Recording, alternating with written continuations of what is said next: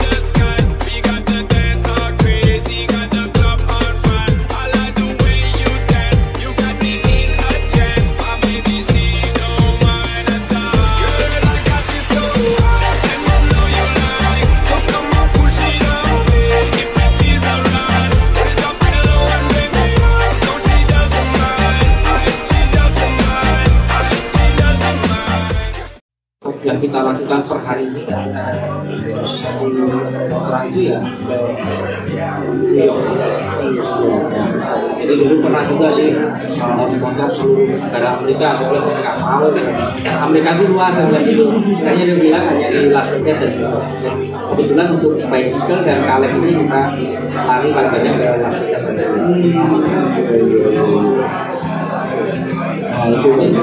ada yang kenal nggak? Kenal? Kenal nggak?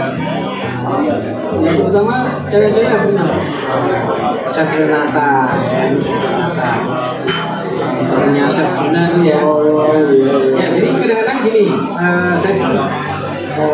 ya artinya kan bahan ini kan sebenarnya sampah nih, tapi sudah kita cuci loh Mas ya, kita cuci. Karena kan sampah kaleng itu kan bermacam-macam ya Pak.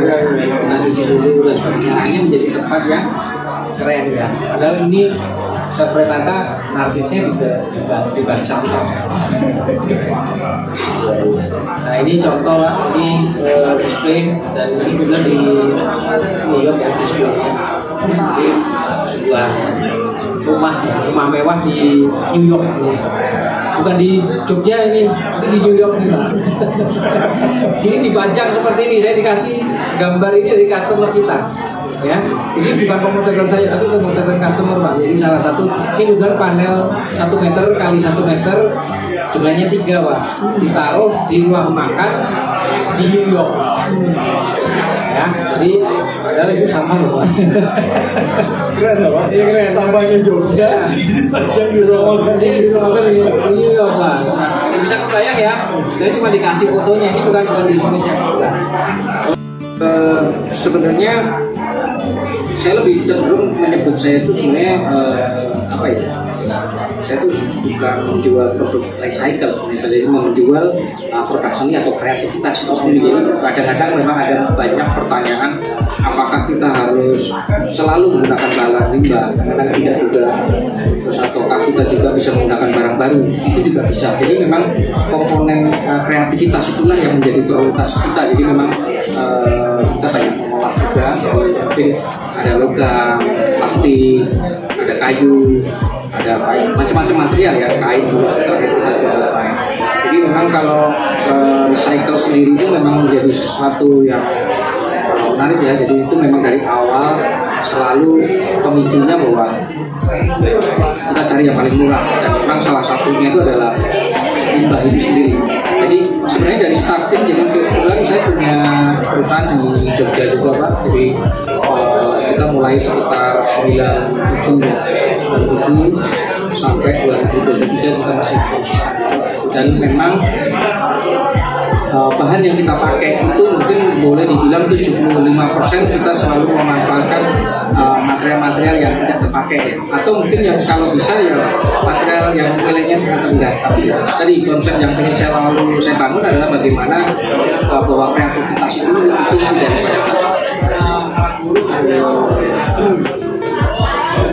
prosesnya nih, Mas Andri biasanya kalau ingin menciptakan itu ide dulu atau ngeliat bahan dulu misalnya. Ya, jadi gagasan itu sebenarnya bisa muncul dari mana saja ya. Jadi kadang-kadang bisa kita rencanakan atau bisa kita temukan. Kadang-kadang ide itu bisa, misalnya satu contoh kalau kita bicara merencanakan sesuatu, terus kita mencari dari rencana itu. Misalnya satu contoh, saya tertarik plastik, terus merencanakan, terus berikutnya mencari limbah-limbah plastik itu juga bisa. Atau kadang-kadang kita juga secara responsibility ketika jalan-jalan menemukan material itu sendiri ya, material itu sendiri, terus akhirnya memberi imajinasi atau memberi mimpi atas produk. Jadi memang caranya bisa bermacam-macam nih, bisa direncanakan dan bisa juga ketika kita menemukan. Iya. Saya ngeliat beberapa produknya Mas Andri ini kan banyak dari sepeda, elemen part-part dari sebuah sepeda lah. Iya. Jadi ini ada ya, mungkin ada yang dari Jogja, ada juga ada dari Surabaya juga, atau mungkin dari beberapa daerah ya. Jadi mungkin ini kan kita beberapa dulu ya. Yang mungkin nama saya Andri Suryaman. Kalau sejarah itu kebetulan saya itu dari keluarga seniman, dari bapak dan ibu lukis Pak. Dan kebetulan juga saya juga di sebagai wajib juga. Potensinya sebenarnya seorang lukis Pak. Terus saya memang tertarik di desain. Sedikit menarik ya. Lukis sudah semacam apa ya, keseharian. Desain, terus mungkin juga akhirnya tertarik di dunia industri. Kira-kira itu. Dan mungkin kita fokus industri dan ekspor, jadi kita tidak boleh bilang ekspor itu berapa persen ekspor dan 20% itu dalam domestik atau kerja. Produk-produk yang kita olah dan kita ekspor itu kebanyakan material-material limbah ya, yang mungkin notabene sebenarnya barang yang tidak terpakai atau tidak terperhatikan, dan kita bisa juga mendapatkan sebuah value yang karena modalnya kecil, kita kasih dulu sedikit, kita bisa kita ekspor. Ini mudah-mudahan nanti kita bisa ulas Pak, karena banyak sekali potensi limbah ini yang bisa kita ekspor. Jadi nanti akan kita kasih gambaran beberapa produk kita yang sebenarnya namanya remeh-remeh ya, remeh tapi bisa memiliki value dollar yang besar.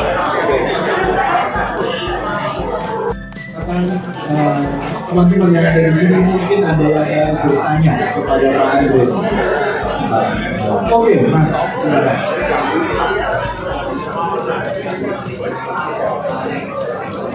Terima kasih. Keren sekali ya kita lihat.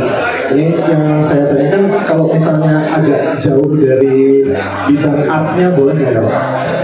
Pertama ini, apakah ada, ini kan kalau tadi misalnya tadi Bapak bilang ini industrial ya, industri maksudnya industri instalasi itu berarti ini dibuatnya kan massal dan udah dibikin dulu baru dijual. Ada nggak klien-klien yang memang minta permintaan khusus gitu? Jadi ada nggak yang klien misalnya minta saya ingin dibuatkan yang seperti ini. Soalnya kalau tadi kan saya lihat ini dibuat dulu, baru ada orang yang menawar atau apa gitu, atau membeli gitu. Nah, itu ada nggak yang permintaan khusus?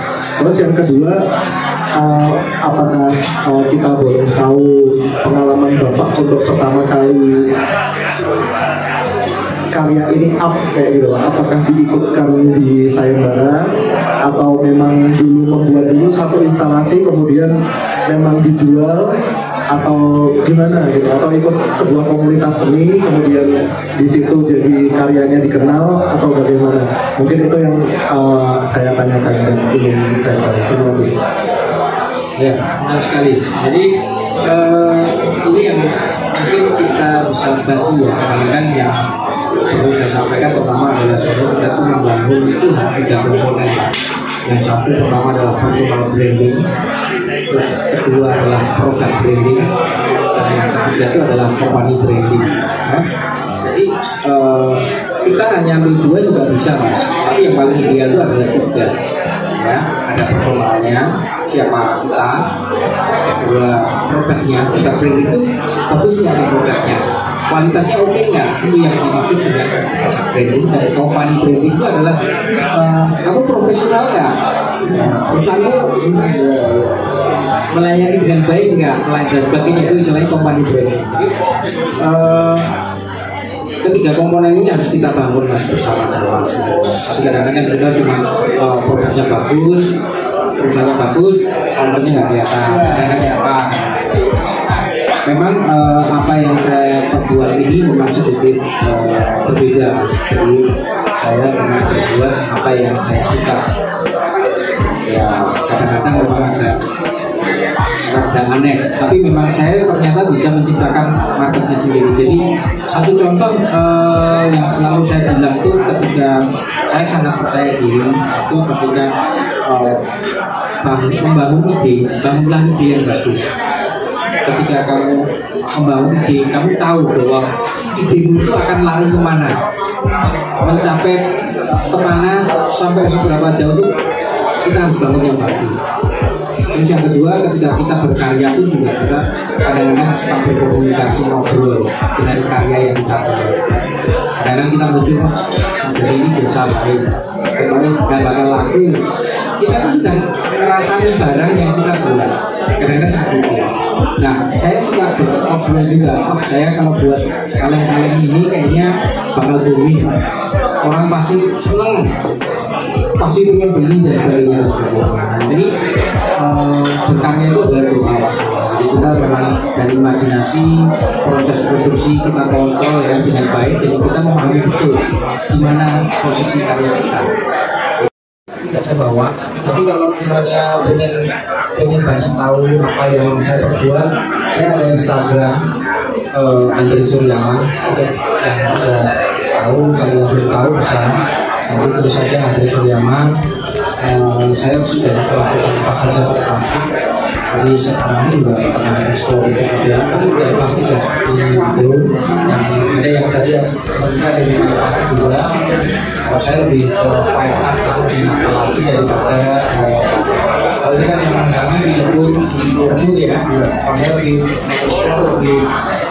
unsur bentuk sebelumnya juga ada. Kalau ini kan bentuk sebelumnya masih ada, titik lainnya kan bentuk sebelumnya tidak ada.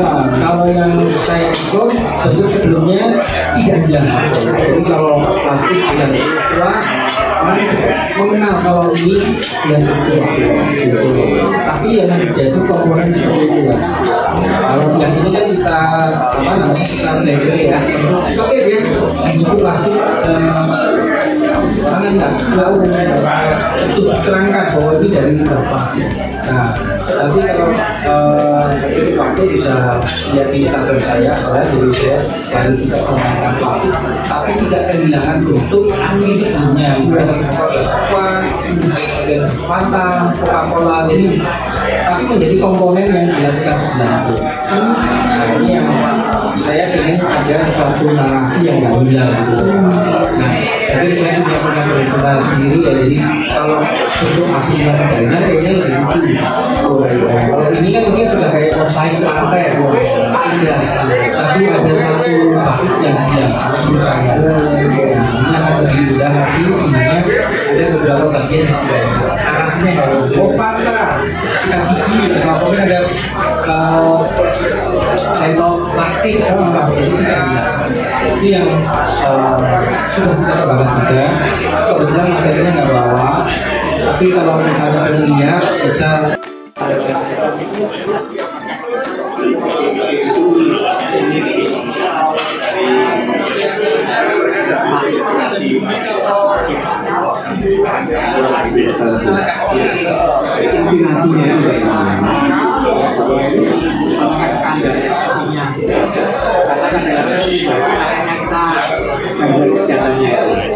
dan matanya juga lebih dari terima kasih.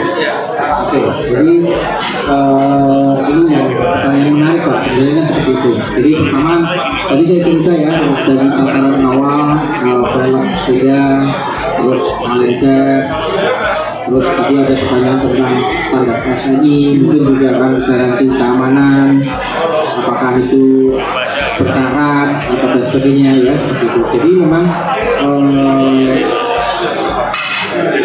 kalau yang dari kami sih sebenarnya kita sudah proteksi semua, dan banyak orang nggak paham juga Pak. Satu contoh, apakah besi itu berkarat di Eropa?